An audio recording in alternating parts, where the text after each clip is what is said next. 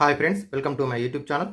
ఈ వీడియో నందు TET exam సంబంధించి పేపర్ 2కి సంబంధించినటువంటి ప్రీవియస్ క్వశ్చన్స్ ఏ విధంగా రావడం జరిగింది, ఏ కాన్సెప్ట్ నుంచి ఏ రకమైనటువంటి క్వశ్చన్స్ని ఇవ్వడం జరిగింది, వాటి యొక్క సాధనలు ఏ విధంగా తెలుసుకోవచ్చు ఈ వీడియో నుండి నేర్చుకుందాం. అలాగే ముందు వీడియోలో కూడా చాలా వరకు పేపర్ 1కి మరియు పేపర్ 2కి సంబంధించినటువంటి వీడియోస్ కూడా ఉంచడం జరిగింది, చూసి నేర్చుకోవచ్చు. అలాగే ఇంతవరకు ఛానల్ని సబ్స్క్రైబ్ చేసుకోకపోతే సబ్స్క్రైబ్ చేసుకోండి. ముందుగా మొదటి క్వశ్చన్ గమనించినట్టయితే, 1,000,000 = 100,000 డ్యాష్ ఇక్కడ ఇచ్చిండు. మరి 1,000,000 ముందుగా రాద్దాం. మిలియన్ అంటే మనకి 10 లక్షలు. మనకి ఇంటర్నేషనల్ సిస్టమ్, ఇండియన్ సిస్టమ్ ఉంటుంది. ఒకట్లు, పదులు, వందలు, వేలు, 10,000, 100,000, మిలియన్. సో దీంట్లో 100,000 అంటే మనకి 1,00,000. సో 100,000 అంటే 1,00,000 కాబట్టి 10 లక్షలు అయితే మనకు 1,000,000 కాబట్టి 10 100,000, 10 100,000. So option 2 is the correct option. So 10 × 1,00,000, 1,00,000ని మనము 100,000 అని అంటాం. Next, according to distributive property for any integers A, B, C, విభాగ న్యాయం దృష్ట్యా మరి ఏ, బి, సిలు 3 కూడా ఇంటీజర్స్ పూర్ణ సంఖ్యలు అయితే, మరి పూర్ణ సంఖ్యలే కాదు, సహాయ సంఖ్యలు, అలాగే పూర్ణాంకాలు, అకరణీయ సంఖ్యలు, వాస్తవ సంఖ్యలు ఏవైనప్పటికీ విభాగ న్యాయము a × b + c = a × b + a × c. మరి ఇక్కడ చూడండి ఒకసారి, option 3 is the correct option. a × b + c = a × b + a × c. లేదా దానికి మనకు ఇంకొకటి ఉంటుంది, a × b - c అంటే ab - ac. ఇది కూడా విభాగ న్యాయం. ఇదేమో సంకలనానికి, ఇదేమో వ్యవకలనానికి. Next question, number of rational numbers between 20 and 24, 20 మరియు 24 మధ్యలో ఉన్నటువంటి అకరణీయ సంఖ్యల సంఖ్య. సో మనకి natural numbers, whole numbers, integers ఈ 3 మాత్రమే మనకి కౌంటబుల్ ఉంటాయి. అంటే ఒక నెంబర్ తెలిస్తే నెక్స్ట్ నెంబర్ బిఫోర్ నెంబర్ చెప్పవచ్చు. మరి రేషనల్ నెంబర్ కావచ్చు, ఇరేషనల్ నెంబర్ కావచ్చు, అంటే అకరణీయ సంఖ్యలు, కరణీయ సంఖ్యలు, రియల్ నెంబర్స్, వాస్తవ సంఖ్యలు ఏవి తీసుకున్నా కూడా 2 సంఖ్యల మధ్యలో అనంతమైనటువంటి అకరణీయ సంఖ్యలు ఉంటాయి, కరణీయ సంఖ్యలు ఉంటాయి, వాస్తవ సంఖ్యలు కూడా ఉంటాయి. సో ఇక్కడ మనకి ఈ క్వశ్చన్కి ఆన్సర్ వచ్చేసి 4. ఒకవేళ natural numbers, whole numbers, integers మాత్రం కౌంటబుల్ అంటే లిమిటెడ్గా ఉంటాయి, మిగతావి మాత్రం మనం కౌంట్ చేయలేము కాబట్టి అనంతంగా ఉంటాయి. Next question, which of the following is a false statement? ఈ కింది వాటిలో అసత్యమైనటువంటిది ఏది? ఎవరి natural number is a whole number? All natural numbers 1, 2, 3, and so on, these are all the natural numbers. All natural numbers are whole numbers. This one is the true statement. Every whole number is a integer. So whole numbers means natural numbers are included 0. మన సహాయ సంఖ్యలతో పాటు 0 కూడా ఉంటే పూర్ణాంకాలు అంటాం. ఈ పూర్ణాంకాలు అన్నీ కూడా ఏమవుతాయి? బిలాంగ్స్ టు Z, పూర్ణ సంఖ్యలు అవుతాయి. Next third one, every integer is a rational number? This one is also correct. మరి integer, all integers are rational numbers. Fourth one, every rational number is అని ఇరేషనల్ నెంబర్? తప్పు. Rational numbers అనేవి, irrational numbers అనేవి 2 కూడా మనకి ఉమ్మడి మూలకాలు లేనటువంటివి.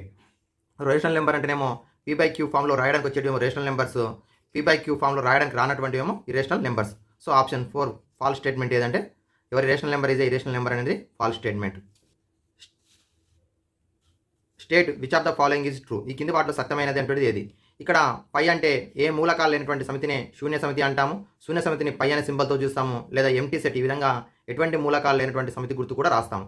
మరి ఈ రెండింటిని కూడా మనం శూన్య సమితిలో అంటాము. సో సత్యమైనటువంటిది ఏదంటే first option is the correct option. Okay, next question, 96th question, 1% of 1 hour. 1% of 1 hour. 1 hour లోపల 1% ఎంత అన్నాడు? 1% means 1/100. 1 hour means 60 minutes. So 60 minutes, ఎందుకంటే ఆప్షన్లో మనకి మినిట్స్లోకి మార్చమని చెప్పిండు కాబట్టి 0 0 క్యాన్సిల్ అవుతుంది. మనకి 6/10 2 టేబుల్లో క్యాన్సిల్ అవుతుంది. 2 3 2 5. So 3/5 minutes.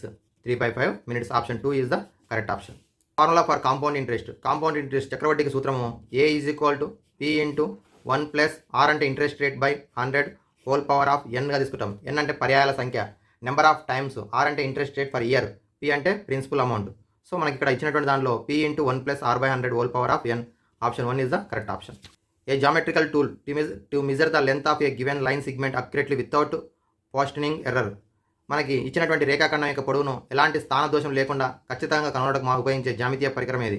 కోలబద్ద మాత్రమే, విభాగిని, వృత్తలేఖిని, కోణమానిని. మరి ఈ రేఖాఖండం యొక్క పొడవును ఖచ్చితంగా కొలవడానికి మనం ఉపయోగించేది స్కేల్ ఆర్ రూలర్ ఆర్ కోలబద్ద అంటాము. ఎందుకంటే మిగతా వాటితో మనము పొడవులను కొలవడానికి సాధ్యము కాదు. Some of exterior angles of A regular polygon. ఒక క్రమబహుభుజి యొక్క బాహ్య కోణాల మొత్తం. ఏ క్రమబహుభుజి తీసుకున్నా మరి ఆ బహుభుజిలోని ఉన్నటువంటి బాహ్య కోణాల మొత్తం ఎల్లప్పుడూ కూడా 360 డిగ్రీలు ఉంటుంది. అది త్రిభుజం కావచ్చు, చతుర్భుజం కావచ్చు, పంచభుజి కావచ్చు, ఏదైనప్పటికీ బాహ్య కోణాల మొత్తం మనకి ఒకే విధంగా ఉంటుంది 360 డిగ్రీలు. అదే అంతర్కోణాల మొత్తం అయితేనేమో 2n - 4 × 90 డిగ్రీస్. దీన్నే లేదంటే n - 2 × 180 డిగ్రీస్గా తీసుకుంటాం. n అంటే భుజాల సంఖ్య.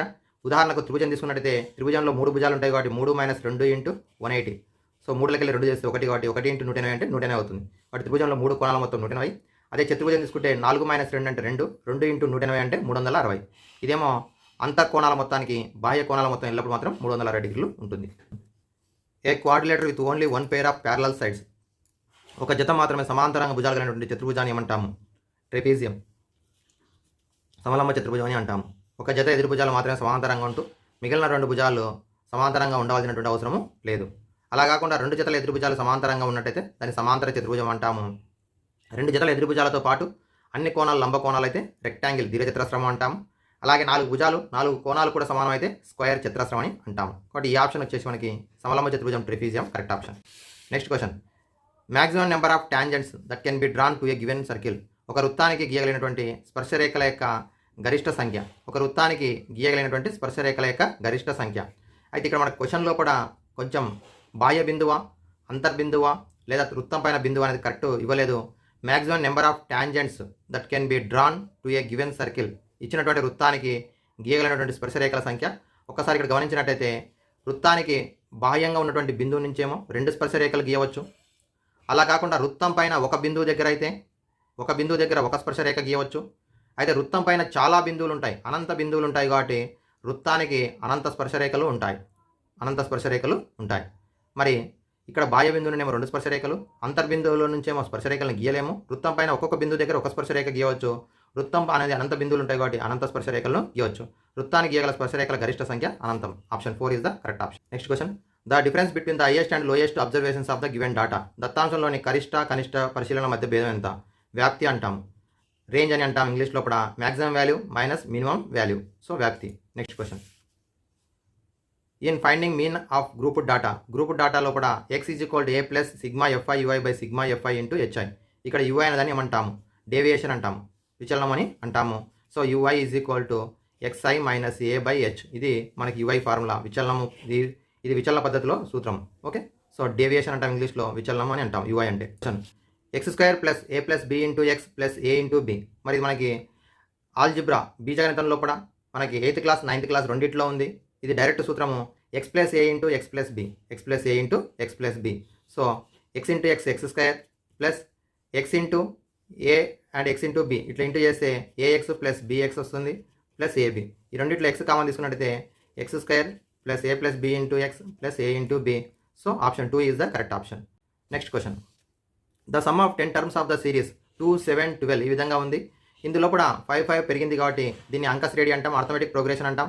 అర్థమెటిక్ ప్రోగ్రెషన్లో కూడా 10 పదాల మొత్తం తెలుసుకున్నట్టు Sn = n/2 × 2a + n - 1 × d. ఇది సూత్రం. అంక శ్రేణిలో n పదాల మొత్తానికి సూత్రం. ఇప్పుడు మనం 10 పదాల మొత్తం అడిగినట్టు S10 n అంటే 10/2, 2 ఇంటూ మొదటి పదము 2 × a అంటే మొదటి పదం 2 ప్లస్ n - అంటే 10 - 1 అంటే 9. మరి అంక శ్రేణిలో కూడా పదాంతరం అంటే వరుస పదాల మధ్య భేదం 7 - 2 అంటే 5. సో ఇది ఇప్పుడు 2 1 2 5ల cancel, 5 2 2ల 4 plus 9 5 45, 45 + 4 49, 49 × 5 245. So option 4 is the correct option. Okay, ఇది అంక శ్రేణిలో n పదాల మొత్తానికి సూత్రం. ఈ సూత్రం ప్రకారం తెలుసుకోవడం జరుగుతుంది. నెక్స్ట్ది. In a quadratic equation ax² + bx + c = 0 has coincident roots then the discriminant is. వర్గ సమీకరణం యొక్క సమాన వాస్తవ మూలాలను కలిగి ఉంటే, సమాన వాస్తవ మూలాలను కలిగి ఉన్నట్లయితే దాని యొక్క విచక్షణ అనేది b² - 4ac, డిస్క్రిమినెంట్ అనేది 0 అవుతుంది. So option 2 is the correct option. If the volume of the right circular cone of height 9 cm is 48 pi cm3, then the radius of its base. ఇచ్చినటువంటిది volume of the right circular cone. Circular cone అంటే వృత్తాకార శంకు ఇచ్చిండు. శంకు యొక్క ఘన పరిమాణం ఇచ్చిండు, మరి శంకు యొక్క ఎత్తు కూడా ఇచ్చిండు. అడిగింది రేడియస్ అడిగిండు. రేడియస్ తెలియదు కాబట్టి r అనుకుందాం. వాల్యూమ్ = సూత్రం శంకు యొక్క వాల్యూమ్ ఘన పరిమాణం సూత్రం πr²h, 1/3 × πr²h. వాల్యూమ్ అంటే 48 పై ఇచ్చిండు, 48 పై 1/3 పై r² × హైట్ శంకు యొక్క ఎత్తు 9 సెంటీమీటర్లు ఇచ్చిండు. 3 1 3 3ల క్యాన్సల్ అవుతుంది రైట్ సైడ్. అలాగే మరి లెఫ్ట్ సైడ్ రైట్ సైడ్ పై క్యాన్సల్ అవుతుంది. అలాగే లెఫ్ట్ సైడ్ ఇంకా 3 ఉంది, రైట్ సైడ్ 3 ఉంది. 3 టేబుల్ లోపల 48 అనేది 316 వస్తుంది. సో రైట్ సైడ్ ఏమో r², లెఫ్ట్ సైడ్ 16. స్క్వేర్ అనేది రైట్ సైడ్ వస్తే లెఫ్ట్ సైడ్కి వస్తే స్క్వేర్ రూట్ అవుతుంది. r = √16 +or - 4. కానీ వ్యాసార్థం ఎప్పుడు కూడా ప్లస్ ఉంటుంది కాబట్టి 4 సెంటీమీటర్లు. Option 1 is the correct option. Half into D into h1 plus h2 into square units is the formula for the area of. మరి ఇక్కడ half into D into h1 plus h2 అనేటువంటిది దేనికి ఫార్ములా అని చెప్పిండు. మరి చతురస్రానికి ఏమో భుజము స్క్వేర్ ఏ square, దీర్ఘచతురస్రానికి ఏమో పొడవు ఇంటూ వెడల్పు, సమలంబ చతుర్భుజానికి ఏమో హాఫ్ ఇంటూ ఏ ప్లస్ బి ఇంటూ హెచ్. ఇది ఇక్కడ ఏ ప్లస్ బి అంటే సమాంతర భుజాల పొడవులు అవుతాయి, హెచ్ అంటే వాటి మధ్య దూరం.